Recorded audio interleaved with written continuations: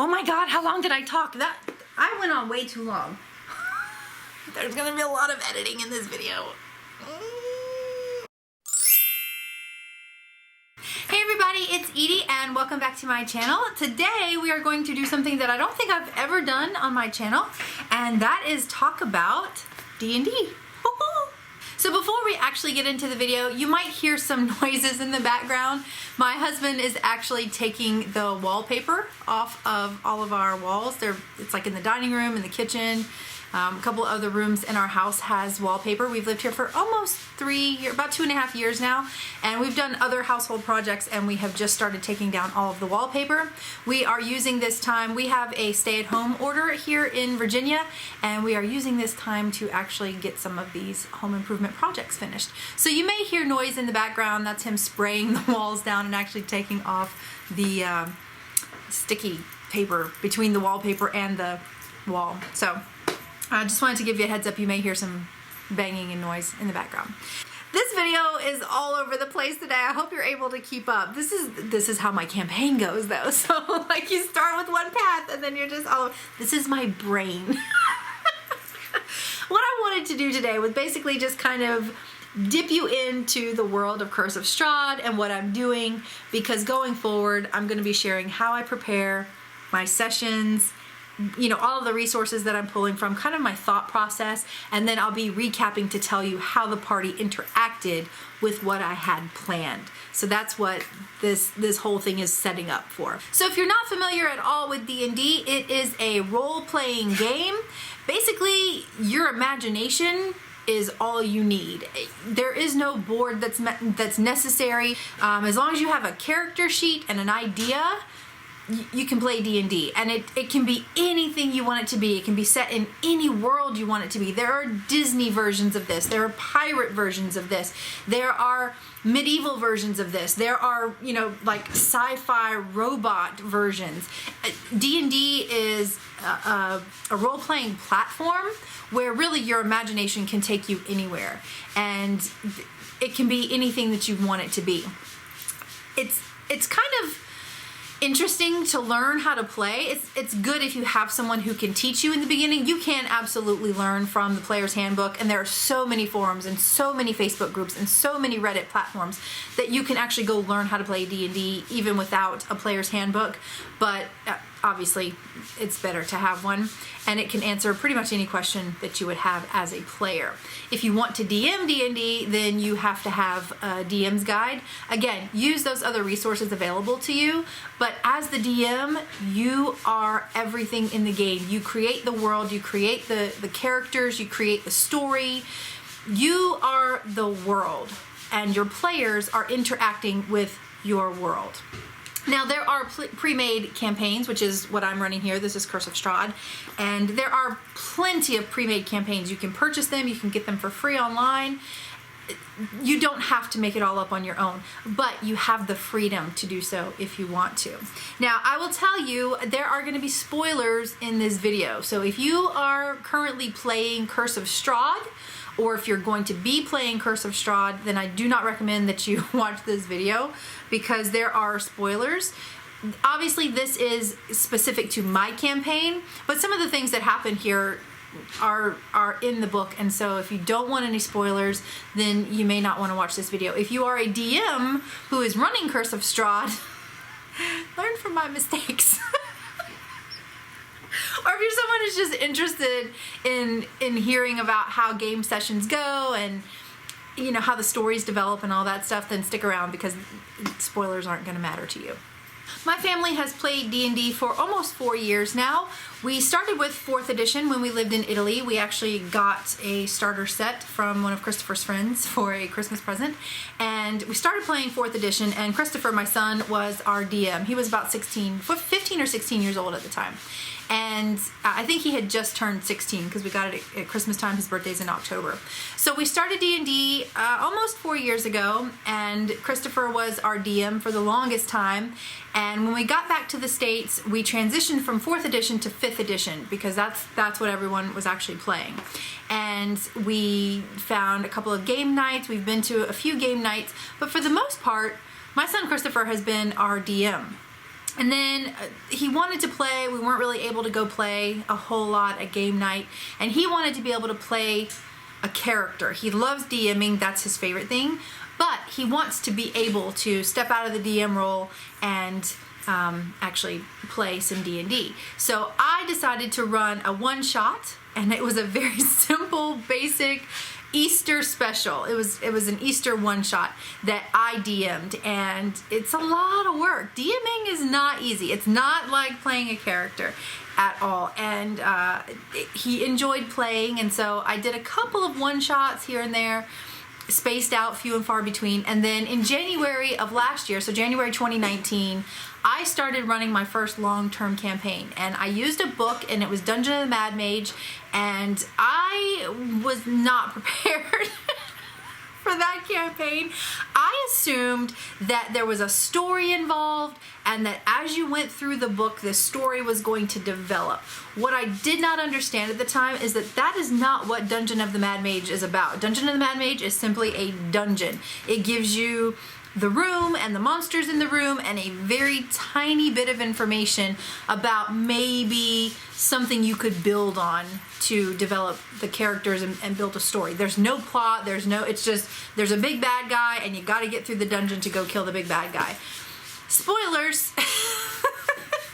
I guess maybe our 6th or 7th session, we had been playing for about a month and a half, and I realized, man, there really is no story here. And so I started developing a story, and I developed the story for Dungeon of the Mad Mage, and we played through that, but it never really had the feel that I wanted it to have, but it was an exceptional learning experience for me as a DM. So I basically used Dungeon of the Mad Mage as my school, like my DM school, and I learned a lot. So we ended Dungeon of the Mad Mage in December of 2019, and then starting in January of 2020, I decided to run Curse of Strahd. So that's the campaign that I'm running now, and man, this campaign is amazing. This is what I had wanted from Mad Mage. This is, there's story here, there are characters here, there's an arc that happens here. There's so much to dive into, and there are so many resources available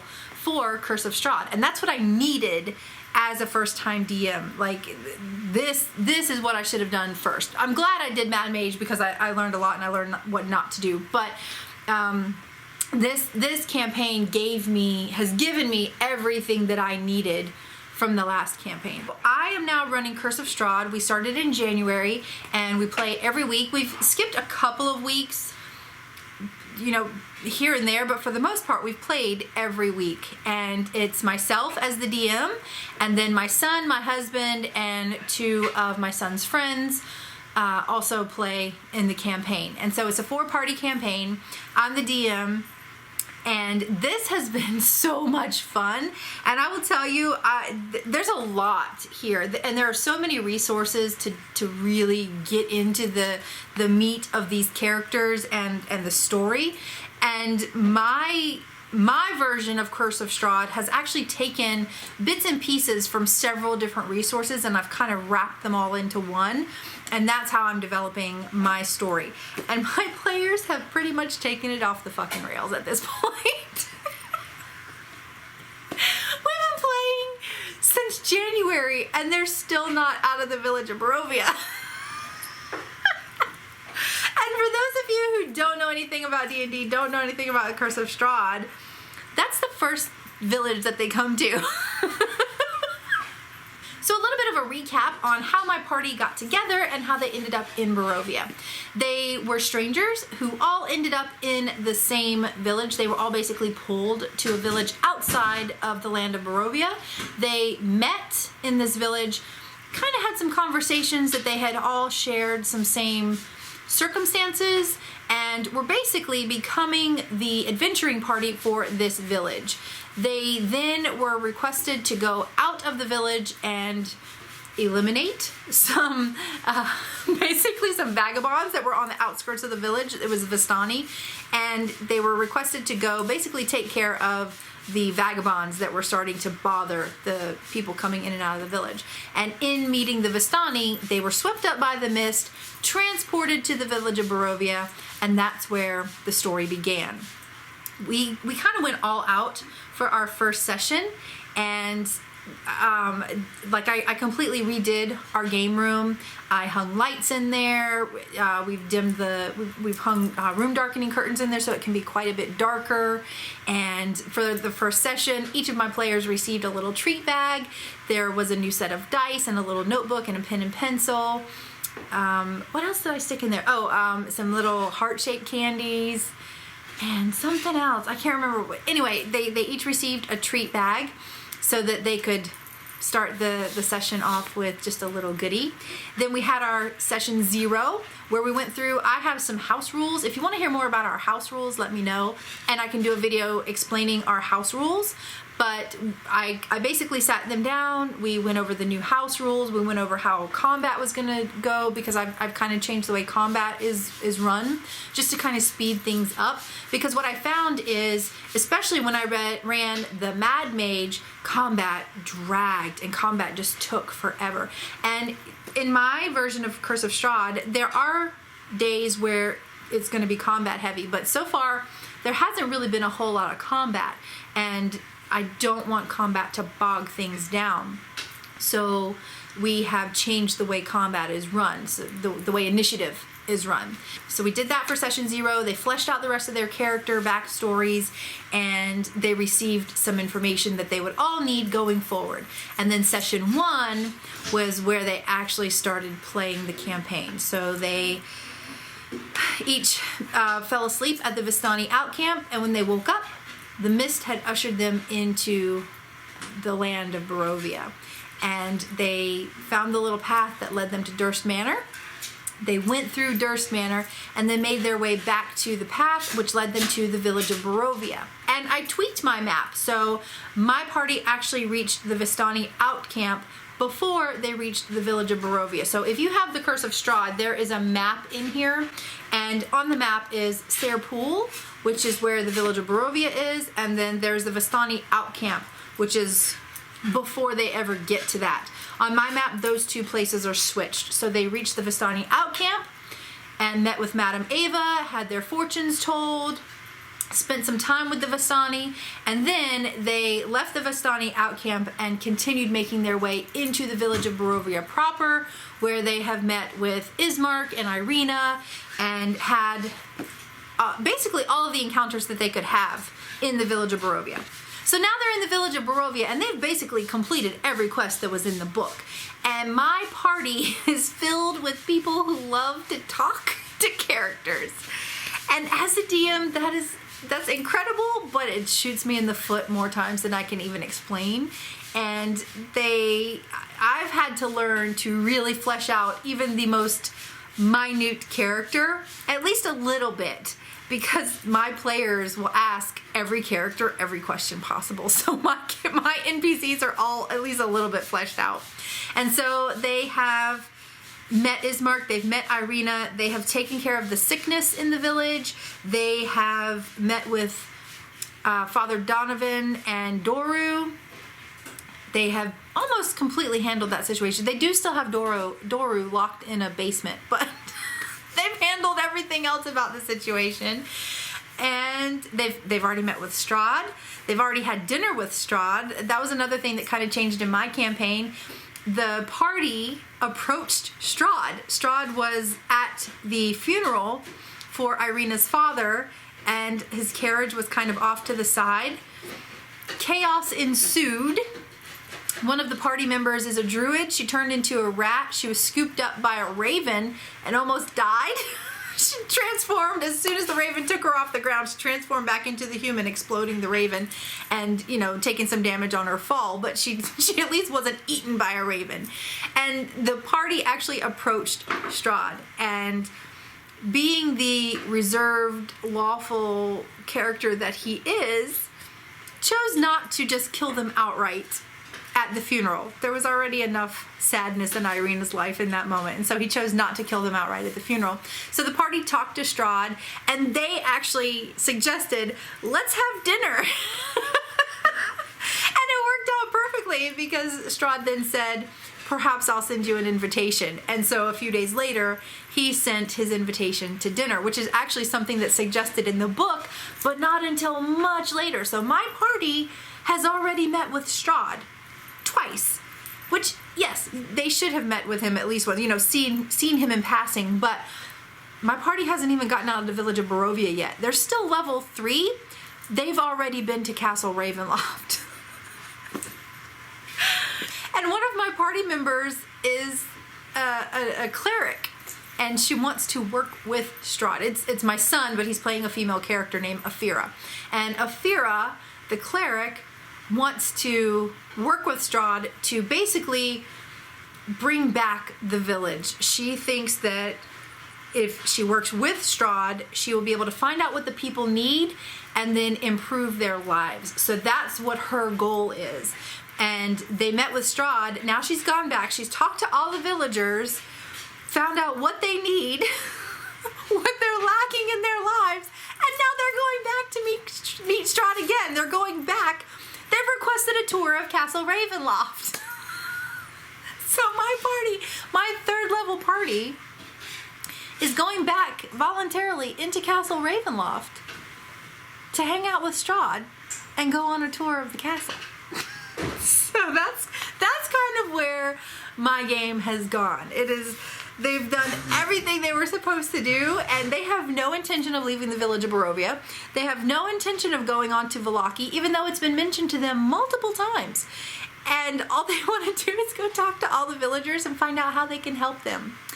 And now they're working with Strahd. They're going to go meet with him again and basically lay out this plan to bring back the village and change the people's lives. They are good deed doers. So that's where my campaign has gone. And I don't know how to get them out of Barovia. I don't know how to get them out of the fucking village. So that's where we're at. So that's kind of what I'm working on today. And I figured today I would just kind of talk about the campaign and give you a little bit of backstory and tell you how my party has ended up where they are and get you into the understanding of that we are playing this game and this is how they've gotten to the point that they're at. Because going forward, I have to plan my sessions, and I plan them well in advance, and I pull from different sources, and I pool a bunch of information together along with what the party has done. And so obviously every version of this is going to be different. I don't care if everyone's using the same book. Because of the fluidity of D&D, every campaign is going to be different. So I figured I would share what my party is doing and how they ended up where they are, and how they move forward, how I plan my sessions, how the party interacts during the session, and then kind of what the outcome of each session is going forward. So if you want to stay tuned for the saga that befalls my party, be sure to like and subscribe and make sure you hit the little bell icon. That way you get the notifications from YouTube each time I upload a video, and that way you don't miss anything. The other thing that I wanted to kind of go over just to really get you caught up in the story is basically just recap everything that my party has done since they got to the village of Barovia. I'm not going to go through everything that happened in Durst Manor or the Vistani Outcamp, but in the village of Barovia itself, the party has done quite a bit. And a lot of it came from the book, but a lot of it has come from other sources, and I will talk more about those sources as I go through because I will continue to use those as I'm preparing my campaign. I will always link them in the description box below, so if you want to know about my sources, then be sure to click down there. And there are very specific threads that I follow, and I'll be sure to link those below as well. Alright, so what has my party done in the village of Barovia? Since arriving in the village, I'll just show you a little bit. The book gives you quite a bit of information, and I'm a note taker. I highlight shit. I write in my book. I make meticulous notes. I will write out little sections of actual blocks of conversation. These are things that I have to do as a DM. My son can improvise an entire campaign, never once taken a single note. He does take notes. He creates lore. He creates the world. He creates the society, how the banking system is run, how the politicians got into power, why the rules are the way that they are. Like, he creates the lore. And our sessions are pretty much improvised, like whatever monsters he's using, or I think I'm wiggling the camera. Like whatever monsters he plans to use, or, you know, kind of what traps we're going to come up on, or any of that stuff. He can completely improvise that. He improvises our NPCs, I think, pretty much all the time. But he doesn't create the campaign details. He creates the lore of the land, and then we just interact with that.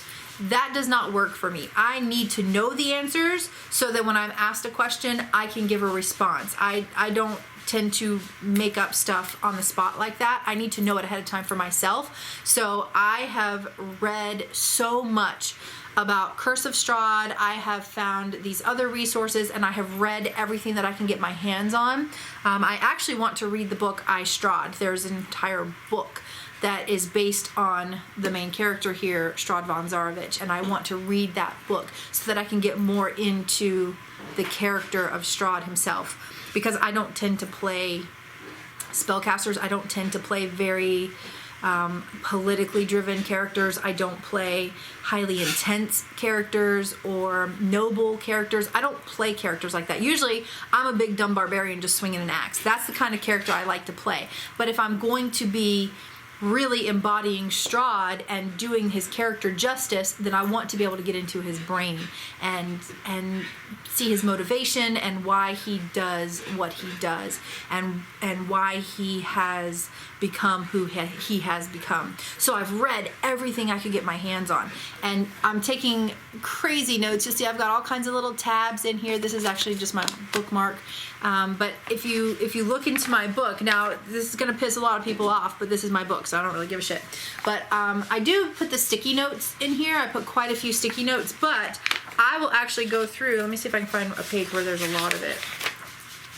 Like, there's some on this page, but I will go through and highlight and actually write notes directly into my book. So this is my campaign. Like, everything is here for me. My lore, the people, the world, all of that stuff is here for me. What changes is the snippets that I'm pulling from other resources, and then how my party interacts with those things. So as I'm going through, in the beginning, it was very much by the book, just to kind of get things started. Now it is a compilation of all of these different sources plus what my party has already done, because what they are doing in the world is having a greater impact across the entire campaign. So the things that they're doing in the village of Barovia is now going to impact the rest of the land of Barovia. And for those of you who are not aware, in the Curse of Strahd, they are in the land of Barovia, which is a demiplane, and it is separate from the material plane and every other plane of existence. Within the land of Barovia is a village of Barovia, plus several other villages. There's the village of Vallaki, there's Crest, there's Berez, there's all these different villages. So it's kind of like New York, New York. You've got the state of New York with a bunch of other cities within it, and then there's New York City. So my party is currently basically in the city in the larger state. They're in the village of Barovia, in the land of Barovia. And they have not left that village yet. I'm trying to get them to go to Vallaki. But what I was saying is I take meticulous notes, and I put the little stickies in here. And I have, I just hit my light. I have a lot of, highlighted places in here, but these are not my only resources. I also have a lot of things that I've printed off. So this is my DM book. It's just a little folder here. I've already printed out quite a few things. There are things that you can print directly from the hardbound book that you can use for later. I have a bunch of these things printed out. So this was a letter that they found on a dead body. And you can see, like, I really weathered it and just crinkled it over and over and over again and tea stained it. But this was something that I printed directly out of the book. There have been things that I have written to use in the campaign, because like I said, my campaign is a bit different, and I'm tweaking things and I'm pulling from different resources. So anytime something new needs to be done, I will just print that, tea stain it, and then give it to them as needed. They found letters in Durst Manor. They have found different pieces of parchment on dead bodies. They have found things in chests. They got a letter from Strahd, an actual invitation to have dinner with him. The other thing that I made was the Taroka deck. There is a printout in the book of the Taroka deck, so you do not have to go buy a Taroka deck. You can print them out. You can actually use a regular deck of playing cards, but what I did was printed the Taroka card and then backed it with black cardstock. So these are like cards. They're not flimsy. You can see it's not like a piece of paper. It's an actual deck of cards that I can shuffle, and each party member in session 1 had a dream. They woke up from the dream, and in their hand was this black card with the word Daggerford written on the back of it, because that's where they were all supposed to congregate. They all had to make their way to Daggerford before the campaign began. If you've never played D&D, if you don't know anything about Curse of Strahd, this is all probably really confusing. But I hope you're able to stay with me here. I know I'm all over the place today. I promise going forward, it will be a lot more cohesive and it'll make a lot more sense. But I'm trying to just kind of throw everything in there together and get everything out there so that I don't forget to tell you anything, so that going forward things do make sense. So I know it's a little all over the place today. Hang with me here. It will make sense in the end. Hopefully. Anyway, so they woke up with a black Taroka card in their hand, and on the back it said Daggerford. So most of these don't have anything written on them, right? But if a party member woke up with this card, then it does have Daggerford. And what I had done was session 1, was when we began playing the game. And they had their dream, and then they each woke up, and I would tell them their dream, and then I had them look under their dice tray. And I had already placed these cards under each person's dice tray, so they got their specific card. It was already there. So, now I went a little over the top for session 1. And I'll insert some pictures here of our first session. We were all in character. We were all in costume. And there was we had a feast, and it was an excellent day. It was such a good day, and I'm so glad we started before all of the COVID-19 stuff happened, because we were able to meet in person. Most of our sessions have been in person. We have now moved it online, so me, Chris, and Christopher are all here in person, but the other 2 players do have to call in, and so we video chat and play that way. But in the very beginning, everything was done in person. Okay, back to the rest of the resources that I use. I have my tablet here, and I use an app called Goodnotes. And it's basically just a notepad app. This is the coolest journal app I've ever had. If you're a journaler of any kind, you need this app. It's called Goodnotes. You can get it at your app store. It's not that expensive. It's like, I don't know, $6 or $8 or $10 or something like that.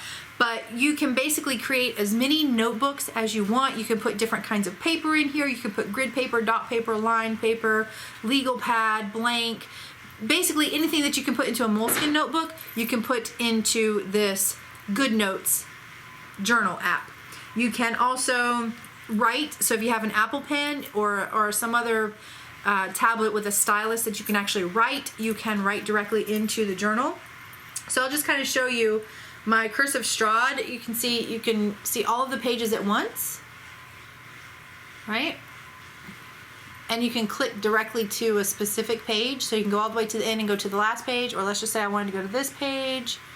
I would just tap it and it takes me directly to that page. The way I'm setting mine up is for each major event, because Curse of Strahd is a sandbox campaign.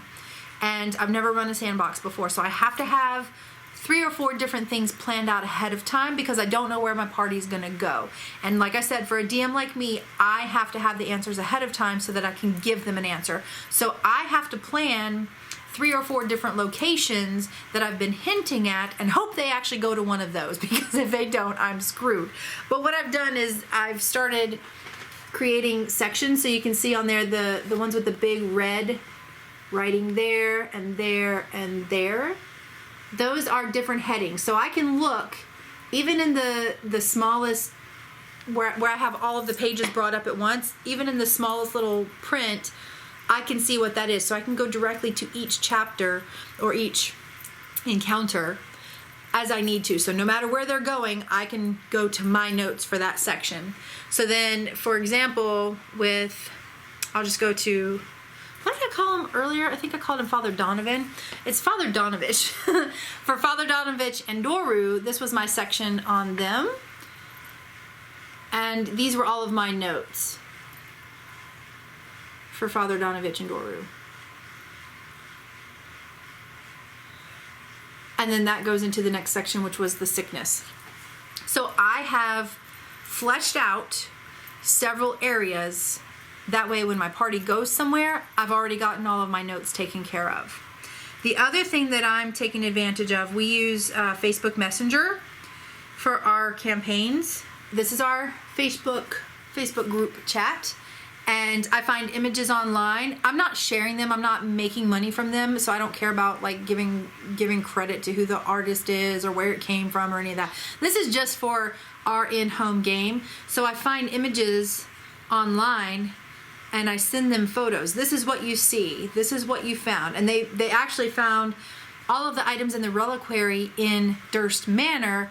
They collected all of those items. So then I went through, found images that matched the description from the book, and basically turned everything into a magic item. So I used the list that was provided in the book, went online, Googled to find images that matched for me what I wanted the item to do or what I wanted it to look like, and then basically turned them into magic items. So for example, they found a hag finger. That's one of the items that they found in a reliquary, and one of my party members used the hag finger, did not know what it did, used the hag finger and actually cast magic missile on one of the other party members. So now they've identified it, they know what it does, and so I sent them the photo of it, which is here. This is the item that they found, the hag finger, and then this is the description, so they know what they have.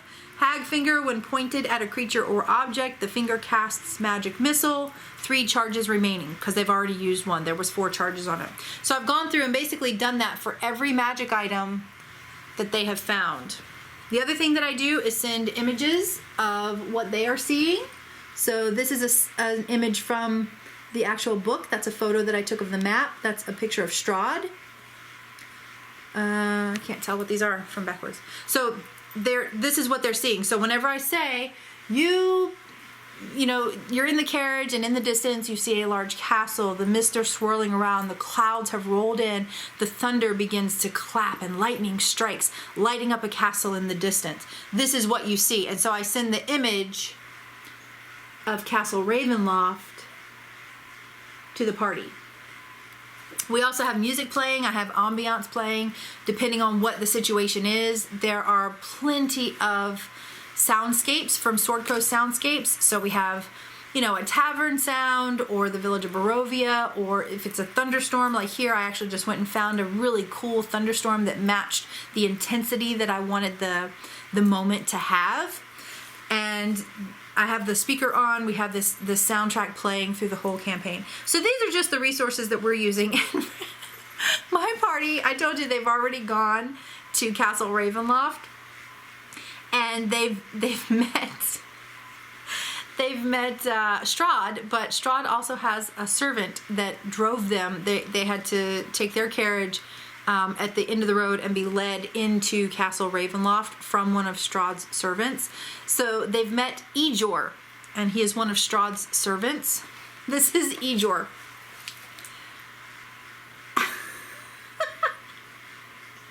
Master does not want Ejor to tell his secrets.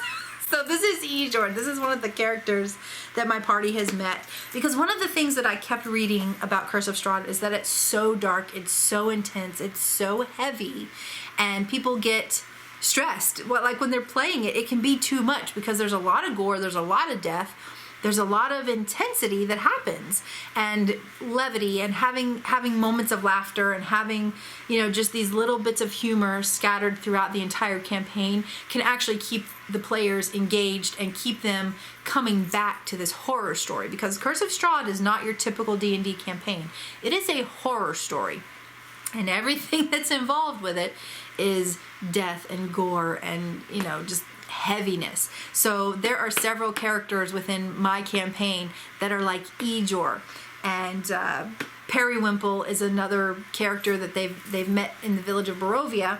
He's actually he works in one of the shops. There are very limited shops. There's one shop basically, and he is the shopkeeper's lackey. And so I've kind of changed him from what the book had him to be. And if you've ever seen the Bugs Bunny cartoon with, oh, George, I will love him and squeeze him and pet him and name him George. This is my friend. This is my pet. That's Periwinkle. That's who my party has interacted with. That is who Periwinkle is. So, you know, I'm trying to keep them scared, like they should be scared of Strahd, but I also want them to enjoy the campaign and have moments of laughter and joy. And it's also kind of what's happened with Granny and the pies. 2 of my party members are addicted to pies. And one of the resources that I have, again, I will link everything down below because I cannot off the top of my head think of who created this, but I will give credit in the description box below. This is incredible. It's the Mechanics of Dream Pastry Addiction. And this is incredible because the dream pastries are mentioned in the book, but they're not really fleshed out. I apologize for not remembering, but I will link it down below. So if you want to know where I got this from, look in the description box below. But this is the Mechanics of Dream Pastry Addiction. It's a couple of pages. Like, this is serious. 2 of my party members are addicted to dream pastries. One of them has basically offered to house sit for Granny. And the other one is being watched nonstop by a 3rd party member. So 2 of my party members are investigators. One of them is this like 1940s, yeah, see, yeah. He's that kind of an investigator, and he has sat up all night long. He's getting levels of exhaustion because he is watching the party member that is addicted to dream pastry and not letting that party member out of the room to go get pie. The other party member, on the other hand, is house sitting for Granny while Granny has gone back to the windmill to gather more pies and bring them back to the village of Barovia. So one party member is completely addicted. The other party member is trying to be weaned off against her will. So, but these are just the things that I'm using to my advantage, and you know, things that I have found online. I've printed out so many different things. I don't know if you can see how thick this is, but there are just pages and pages and pages on both sides here of things that I've found online and printed out, things that I'm incorporating to my campaign that are making it unique and making it what my party needs, I think. My story, my version of this campaign is very much character-led. My characters, my players, do 90% of the talking in my campaign. When they are interacting with an NPC, I'm doing talking. Whenever I'm explaining something, I'm doing the talking. During certain parts of combat, I'm doing the talking. But other than that, the entire story is led by my players. It is led by how they are talking to and interacting with the NPCs.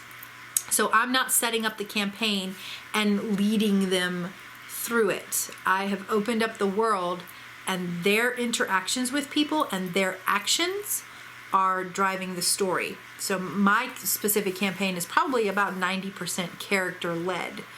I have all of my notes. I can answer any question that they've given me. I know how to describe what they're walking into, but they're leading the story, and the story is changing based on what they are doing, which is super cool. And that was something that I was not capable of doing when I ran the Mad Mage. I basically had to railroad them into doing the next step, and it was very much, you have to start here, you have to go to that point, you have to turn left, you have to go down, you have to make that's just how it was run, because I, as a DM, I was not skilled enough to run it any other way. and there was no story that developed. So I had to invent all of that, not knowing it. Now I know that, and now I know whatever story I make up is whatever story I make up as the DM, and that's fine. But at the time, I was not a seasoned enough DM to be able to handle that. Now I can do that. I was going to go through and tell you everything that the party has done so far in the village of Barovia. I think I'm going to save that for another video just because this has run on for way longer than I expected it to, way longer than I wanted it to, and God, I know you guys do not want me to keep talking anymore. So I think I'm going to cut it off here for today, but what I plan to do is another video, a brief video where I give you the rundown of everything the party has done so far in the village of Barovia. So everything that they've encountered, how they went about accomplishing their goals, and what that led to further into the campaign. So I will basically do a full recap of the village of Barovia. That way you will know everything you need to know going forward, so that when I'm sharing my session planning and sharing the, you know, what happened during the session videos, you'll already know the whole story and you'll already know what they've done that led them to that point. That was kind of what I had planned to do today, but it went all over the place. I was not planning on. Here's the problem. I never plan what I'm gonna say. When I'm DMing, man, I have to have everything. I have to, because if they ask me something, I need to be able to answer it. But when I sit down in front of this camera, it's all over the place. So, all right, I hope you enjoyed this video today. I hope you were able to keep up. I hope this was at least a little bit entertaining. I know many of you that have been with my channel for a long time probably are not aware that I even play D&D. This may or may not be your thing. Maybe this is going to get you interested in it. That's my hope, is that you'll kind of see the progression of this and see the behind the scenes of our version of D&D and our specific version of Curse of Strahd, and that's going to intrigue you and get you interested in playing D&D.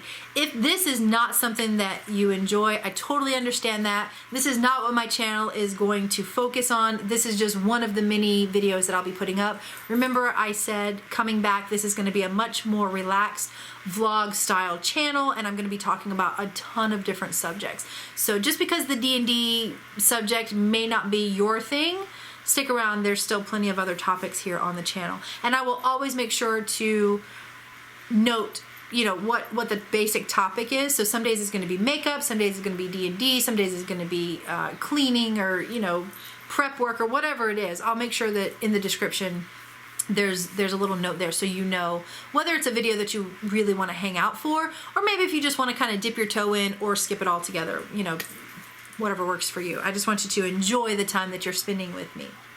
There you have it. That is today's video. I'd love to know if you are playing Curse of Strahd, or if you're just a D&D player, if you're interested in playing D&D, or if you have played in the past and have kind of gotten away from it and want to get back into it.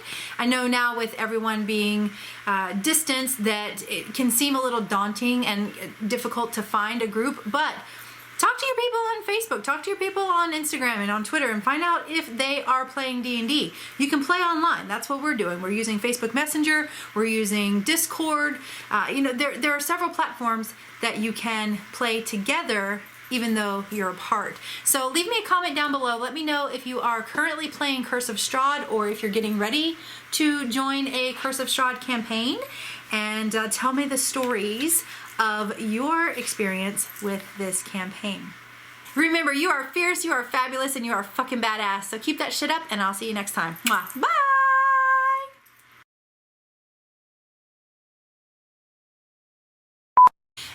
My family has played D&D for several years now, and my son is a DM. He was our original DM. Hello? Here. Fuck, now my watch is gonna die. God damn it. I don't know how many times, I just sat down and I don't know how many times I've already started again.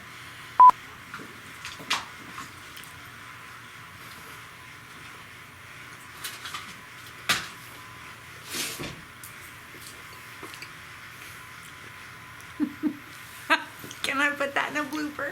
No. Why not?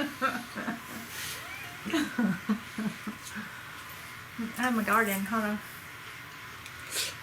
Oh, disgusting. Yeah.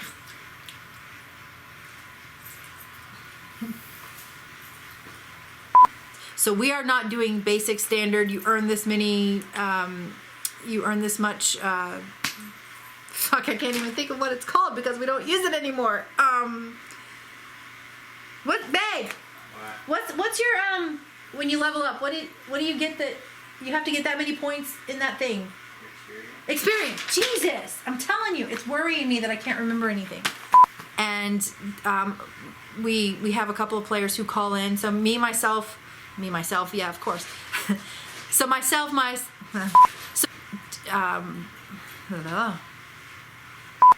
actually insert some photos as I talk over this next little bit because I actually use actually.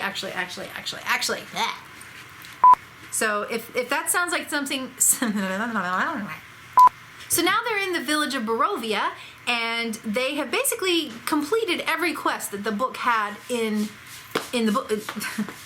Now I have completely tweaked my, what was I saying? Oh, it's gone completely off the rails. So a little bit of, I don't want to, okay,